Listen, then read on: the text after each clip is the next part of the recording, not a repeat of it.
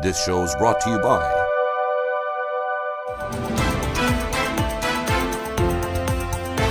Dana Gas sees a 7.6% drop in Q1 net profit, and Egypt's consumer inflation slows to 30.6%. You're watching The Daily Brief with Forbes. I'm Ramia Faraj. Dana Gas saw a 7.6% year-on-year drop in Q1 net profit to $50 million, mainly on the back of the drop in energy prices. The UAE gas company says the impact of lower prices was partially offset by a production increase in Iraq's Kurdistan region and a 14% drop in operating costs. Revenue also fell by 13% to $122 million in Q1. Its group output in the quarter edged up 1% to average 62,900 barrels of oil equivalent per day. Egypt's annual urban consumer inflation in April slowed to 30.6% from 32.7% in March. Month-on-month urban inflation slowed to 1.7% from 2.7% in March and 6.5% in February. Inflation had steadily crept up over the last year after a series of currency devaluations starting in March 2022, a prolonged shortage of foreign currency, and continuing delays in getting imports into the country. Toyota saw a 14% drop in Q1 net profit to $18.1 billion due to the rising cost of materials and tight supplies of semiconductors. It's the Japanese automaker's first annual drop in 4 years. However, the company posted an 18.4% jump in sales, a record high for the second straight year, driven by the rising vehicle sales and a weakening yen. Toyota's operating profit dropped 9% during the period.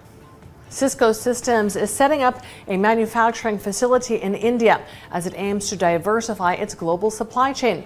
Officials at the American tech giant say they're targeting over $1 billion in exports and domestic production combined in the near term. Cisco sells a range of networking equipment and software to connect devices to the internet. Google is expected to promote more AI today as it scrambles to catch up with rival Microsoft, despite fears that AI poses a threat to society. Leaks ahead of Google's annual developers conference reveal it's expected to release a better version of its Bard generative AI, which is being put to work across the platform. Microsoft upped the pressure last week by expanding public access to its generative AI programs, including its Bing chatbot. Let's take a look now at today's Forbes Real-Time Billionaires ranking. Tracks the daily ups and downs of the world's wealthiest people. Our biggest loser today is LVMH's Bernard Arnault. He's down $2.2 billion with net wealth of $237.6 billion.